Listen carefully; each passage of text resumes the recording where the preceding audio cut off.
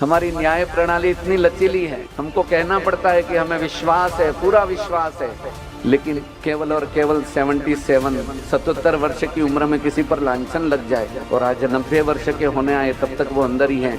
न्याय कई बार हमारे मन में होता है कि ये जो संत है वो गुफा में जाके माला करें, उनका तो यही धर्म है, समाज में आने की क्या जरूरत है। ब्राह्मण, संत और कवि समाज के दर्पण हैं, इनका कदाचित अनादर न होना चाहिए मेरे भाई। और कम से कम कोई सनातन धर्म का ब्राह्मण हो, कोई विशिष्ट व्यक्ति हो, उसका अनादर न करे। मैं न्याय तंत्र से प्रार्थना करता हूँ कि 12 वर्ष से वो ब्रह्मवेत्ता महापुरुष और उनके सुपुत्रों को अंदर डाल के रखा है, तो न्याय का आश्रय लेकर न्याय तंत्र के माध्यम से उनको बाहर लाना चाहिए। ये सनातन के मूल है, सनातन इन्हीं से सींचा जाएगा, ये राष्ट्र की धरोहर है। और जो संत 12 वर्ष से अंदर है, यदि वही संत 12 वर्ष से बाहर होते सनातन धर्म में, मैं आपको कहना चाहता हूँ, यदि कोई निर्मल बुद्धि संत हो, ब्राह्मण हो, उनका सत्कार करना,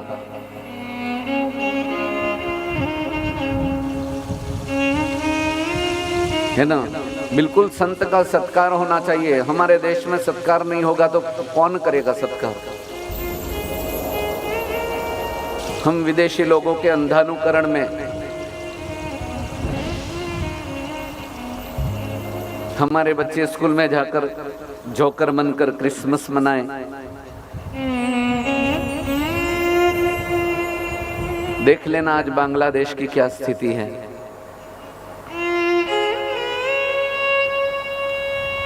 ये 25 दिसंबर को हमने तुलसी पूजन दिवस जो मनाया ना, उसके प्रेरणा स्तोत्र भारत के ही एक संत हैं, श्री आशाराम बापू।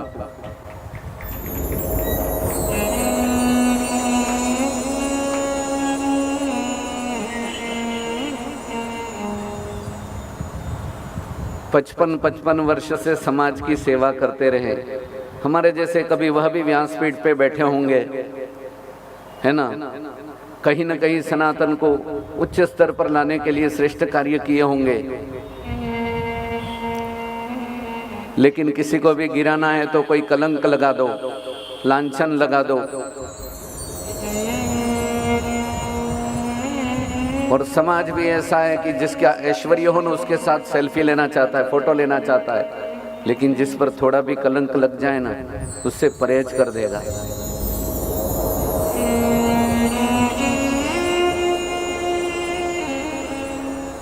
धर्म के बिना नीति विधवा है और नीति के बिना धर्म विदुर है।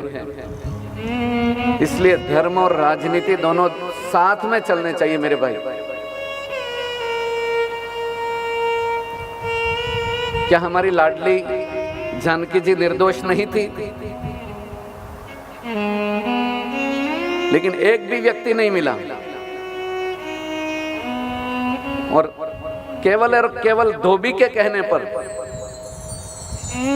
भगवान को राज धर्म निभाना पड़ा। गोवर्धन तो भगवान कृष्ण उठाने वाले थे,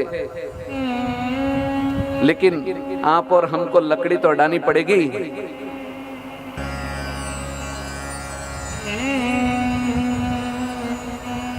हम सोचे कि हमारे 2 बच्चे भले और हम भले, हमको किसी के पछड़े में क्यों पड़ना। कई बार हमारे मन में होता है कि ये जो संत है वो गुफा में जाके माला करें, उनका तो यही धर्म है, समाज में आने की क्या जरूरत है। यदि गुफा में जाकर माला करने की जरूरत होती तो भगवान राम अपने निकट में गुरु वशिष्ठ जी का पद नहीं रखते।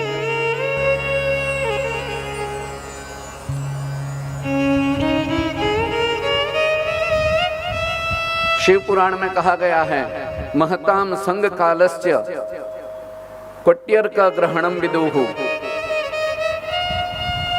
ब्रह्मज्ञानी महापुरुषों के साथ में बिताया हुआ काल सूर्य ग्रहण के बराबर पावन है। एक नहीं, करोड़ों सूर्य ग्रहण के बराबर पावन है।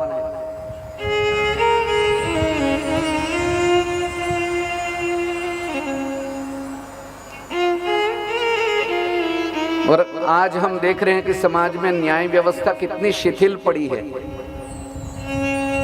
अंग्रेजों के जमाने से जो न्याय व्यवस्था है कुछ बनी हुई है, कुछ दुरुस्त हुई है, और भी दुरुस्त होने की जरूरत है।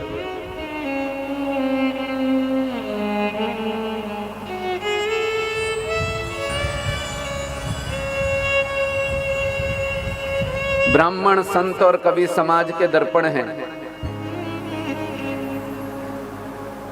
इनका कदाचित अनादर न होना चाहिए मेरे भाई। और कम से कम कोई सनातनी, कोई सनातन धर्म का ब्राह्मण हो, कोई विशिष्ट व्यक्ति हो, उसका अनादर न करे। आज हम केदारनाथ, बद्रीनाथ में जाते हैं, सोमनाथ में जाते हैं, उन्हीं साधु संत ब्राह्मणों ने और परम वैष्णवों ने अपना अपना धन लगाकर वहां पर धर्मशालाएं खोलकर रखी हैं। ये कहीं न कहीं उनके कुल परिवार के संस्कार है।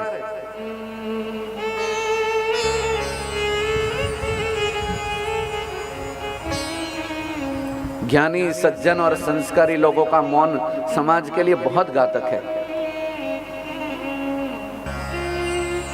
कम से कम हम बोल न सके तो कम से कम चुप भी न रहे।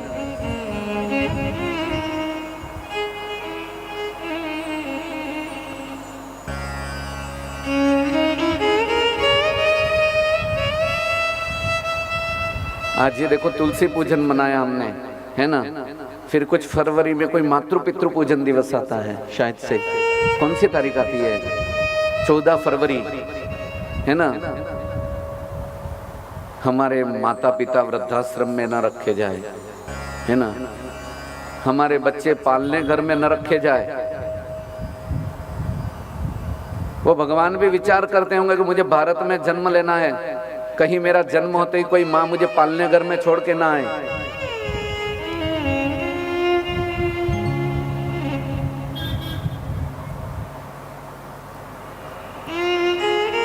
इसलिए पाश्चात्य संस्कृति को छोड़कर जिन महापुरुषों ने ऐसे सनातन धर्म की राह रखी है, मैं न्याय तंत्र से प्रार्थना करता हूँ कि 12-12 वर्ष से वो ब्रह्मवेत्ता महापुरुष और उनके सुपुत्रों को अंदर डाल के रखा है,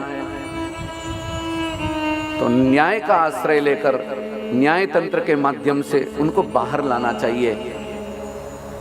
ये सनातन के मूल है, सनातन इन्हीं से सींचा जाएगा। ये राष्ट्र की धरोहर है।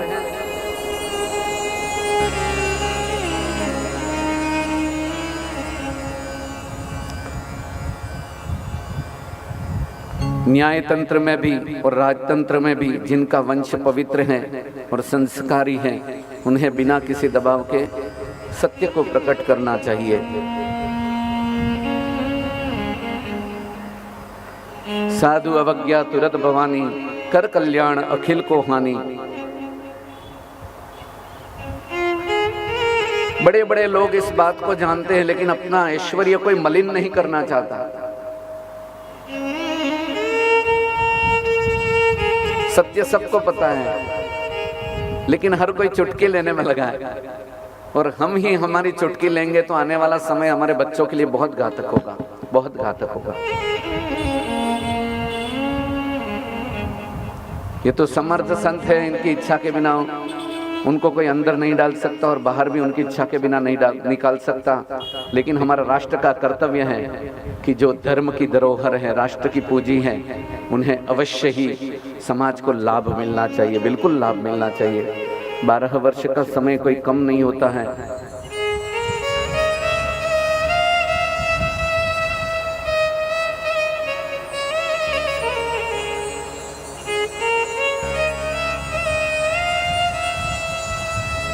केवल और केवल 77 वर्ष की उम्र में किसी पर लांछन लग जाए और आज 90 वर्ष के होने आए, तब तक वो अंदर ही है न्याय के।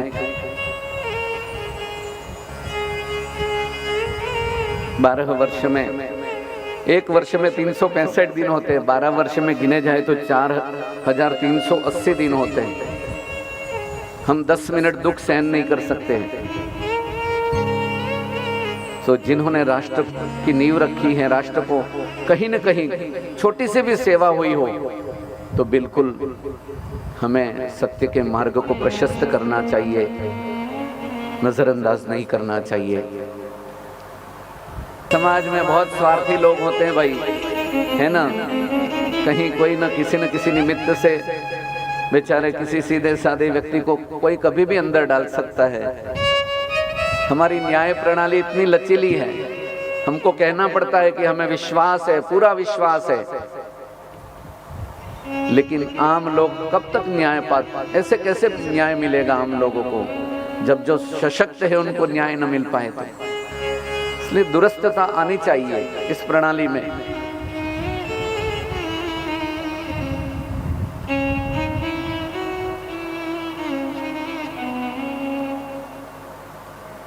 और जो संत 12-12 वर्ष से अंदर है, यदि वही संत 12 वर्ष से बाहर होते तो पृथ्वी पर कितना परिवर्तन और होता। आज हम एक अकेले व्यक्ति यहाँ पर आए हैं, बराबर 6 दिन हुए खाली। भारत का प्रसाद है ये, हमारे घर का कुछ नहीं है। हमारे अकेले के आने से यदि किसी के घर में शांति होती है, किसी के घर में लक्ष्मी आती है, किसी के घर में समाधान होता है, तो ये प्रसाद हमारा है। ये तो शिव पुराण का है, वेद व्यास जी का प्रसाद, हमारा कुछ नहीं है। अब हमारा दायित्व है कि हमारे जितने भी सनातनी है, सब आपस में परस्पर का भाव, वैर का भाव न रखें।